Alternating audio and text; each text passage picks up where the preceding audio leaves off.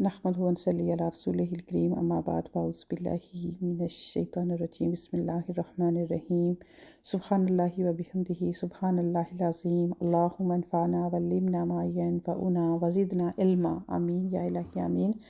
अस्सलामु अलैकुम व रहमतुल्लाहि व बरकातुहू। उम्मीद करती हूँ कि आप सब खैरियत से होंगे। तो इंशाअल्लाह हम जो अपना सिलसिला है भलाई के काम जो चैप्टर शुरू किया हुआ है उसको कंटिन्यू करते हुए आज जिस पर हम बात करेंगे उसका नाम है ऐपोशी, यानी कि उसी हदीस की जो अगली जो है वो तफसीर है वो इंशाल्लाह हम देखेंगे।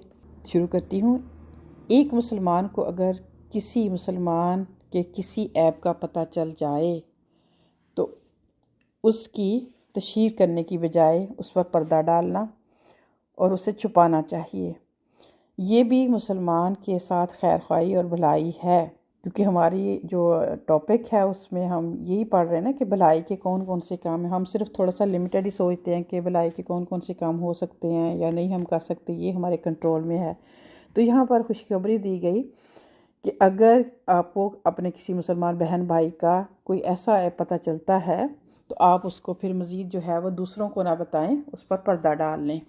फिर जो शख्स अपने मुसलमान भाई के ऐब छुपाएगा उसका यानी फिर रिवार्ड आगे बताया गया।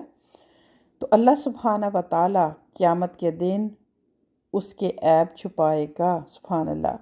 और जो अपने मुसलमान भाई के ऐब ज़ाहिर करेगा तो अल्लाह सुब्हाना ताला उसके ऐब ज़ाहिर करेगा, यहाँ तक कि उसके घर में ही उसे रुस्वा कर देगा।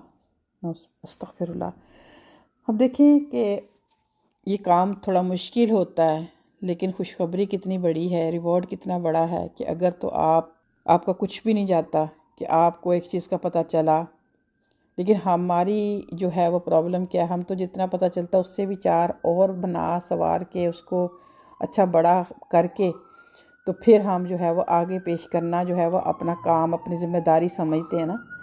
तो अगर इंसान समझ ले कि मैं भी गुनाहगार हूँ, गलतियाँ मुझसे भी सरज़द होती हैं, तो अगर आज इस की ऐपोशी मैं करूँगा तो कल क़यामत के दिन जिस वक़्त कोई सहारा नहीं होगा तो अल्लाह सुब्हाना व तआला मेरी मदद फरमाएंगे, मेरे गुनाहों को ढाँप देंगे।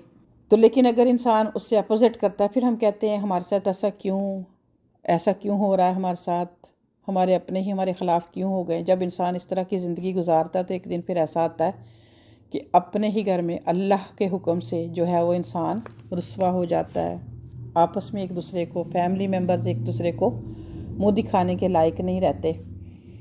फिर इसी तरह नबी पाक सल्लल्लाहु अलैहि वसल्लम ने इसके बाद फरमाया कि एक मुसलमान को दूसरे मुसलमान की मदद करनी चाहिए जब तक वो अपनी जो है वो बहन भाई की मदद करता रहता है तो अल्लाह सुब्हान ताला उस बंदे की मदद करता रहता है।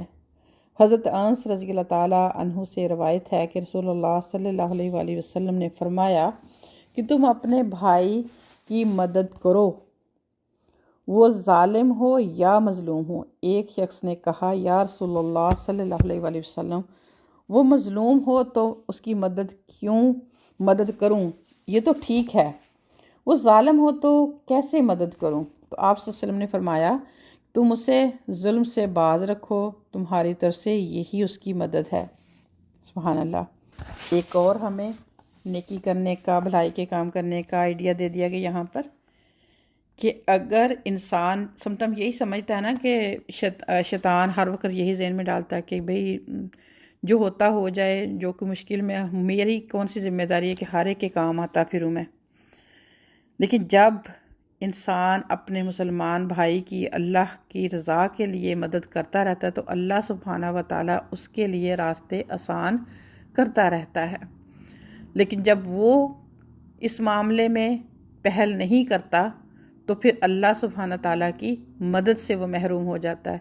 तो इसलिए हमें कोशिश करनी चाहिए कि ऐसे मौके जब हमारे सामने आएँ तो फिर साबिकुन अव्वलून वाली सिफ्त में जाने के लिए कोशिश करें। ये ना देखें कि ओके अच्छा अगर मेरा टर्न आ गया, अगर किसी ने भी ये ना काम किया फिर मैं कर ही दूँगी,